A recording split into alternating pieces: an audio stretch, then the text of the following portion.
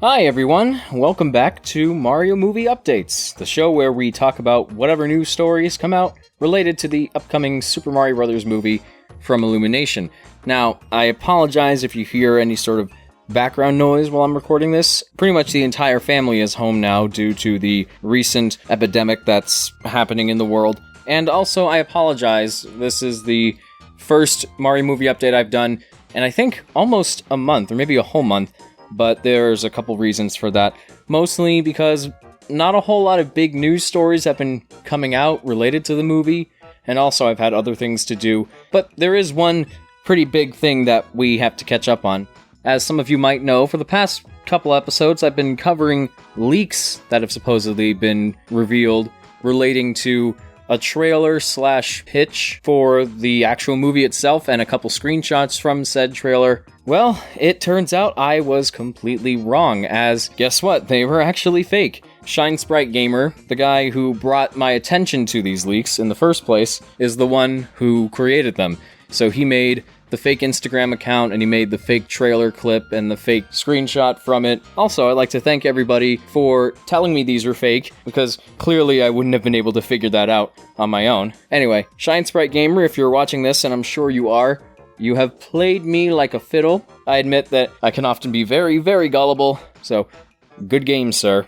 Good game. Alright, now that we've gotten that out of the way, let's go over the main topic that I want to bring up. And Game Explain already made a video about this some time ago, but that quickly got swamped by a bunch of other videos that they did. So because this is a Mario movie-related news show, I have to bring it up for the sake of coherency. So, a few weeks back, Shigeru Miyamoto gave an interview with Famitsu discussing his involvement with Illumination and how this whole animated Mario movie came to be. Now, I should bring up that when this movie was first announced, a lot of people, including myself, had one big question on our minds, and that was, why go with Illumination? And yeah, their movies made a lot of money, like, collectively, their movies have made billions of dollars at the box office, but they're not really that great. So why would they go with Illumination instead of somebody like DreamWorks, or maybe Pixar, or Blue Sky, whatever? We already know a little bit about how that happened, and I think I might have covered it in other videos, but this interview that Miyamoto gives provides us with concrete information and goes into a little more detail about how exactly the deal came together. So, according to Miyamoto, when we started our partnership with Universal, I heard that the CEO of Illumination, Chris Meledandri, wanted to meet with me. He was also signed with Universal. So I met with him and talked. He brought things with him that I had mentioned in interviews in the past to say that our way of thinking and doing things are one and the same. I didn't know what kind of angle he was getting at, but I'll never forget when he talked to me about why he had failed before. That's when I thought, I think I can trust this guy. That was right around the time I was considering movies, so we decided to have him do the animation for us, when he said, "What do you say? Let's make something together." It took a really long time for things to come together, but we finally found our way.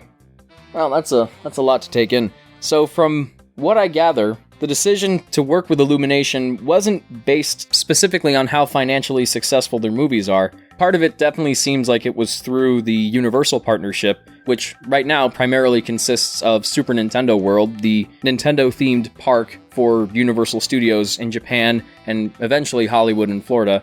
But of course, Universal also owns Illumination, so that connection makes sense. But Miyamoto specifically mentions the fact that Chris Meledandri brought up the times that he failed. And I can see why that would be appealing to him, because vulnerability can be a very appealing quality. If you're going to be involved in this big-scale project with somebody who's a little too confident in themselves, a little too big-headed, a little too egotistical to take constructive criticism or acknowledge the fact that what they're doing might not be really that good, or acknowledge that there might be some mistakes that need to be resolved, that can be really frustrating, because if you're going to spend a number of years working on it, then you'd want it to be good, and you'd want it to be the best it can be. And that requires a lot of collaboration and discussions and compromises. And if a person is unwilling to be open with the people they're working with and acknowledge the fact that there might be some adjustments that need to be made, then the whole project is most likely going to fall flat on its face. Honestly, I never would have expected this from somebody in the position that Meledandri's in, where he is the head of this company that makes multi-million or sometimes multi-billion grossing movies. I guess there was a part of me that just assumed he would be of the mindset where he's made so many successful movies by now that it seems like he could just slap his company's name on anything and people will go see it. But no, it seems like Meledandri is smart enough to acknowledge that not everything he's touched was entirely that great. I always kind of figured that he would take a project like this a little more seriously than other projects, but the way he approached Miyamoto and the way he just opened up to him, just wearing his heart on his sleeve, that almost makes me wonder if this was a project he'd wanted to make for a while. Like maybe this was something he always wanted to do. It really seems like Meledandri just wants to do right by Miyamoto. So to see how dedicated he was to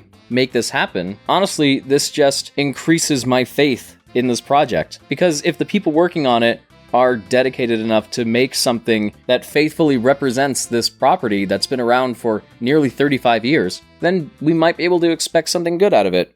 But yeah, now we have a better idea of how this movie came to be, why it's being made with Illumination, and now I'm even more curious to see how this turns out when it eventually releases. And that's about it. There's not much other news to cover as far as I know, so if there are any other news stories that I might have missed, or if any more news stories pop up and I'm not able to get to them right away, then you can help support this show by posting them in the Mario Movie channel on my Discord server, which you can find in the description at the bottom of this video, along with my social media links. I don't expect there to be that many big news stories to come out relating to the movie after this, or at least until we get closer to the movie's release. So to fill the time, if there are any other kinds of videos that are related to this movie that you guys would like to see me make, then please put your suggestions in the comments. I am kind of tinkering with this script about how I would do a Mario movie or how I would want a Mario movie to play out. So if that's something you'd like to see, then feel free to let me know. Or if there are any other ideas, again, you can just suggest them and I might consider them for the future. But for now, I just want to say thank you all for watching. Be sure to tune in to the next episode whenever that'll come. And with that said, this is Mark bidding you all a smashing farewell. Bye everyone.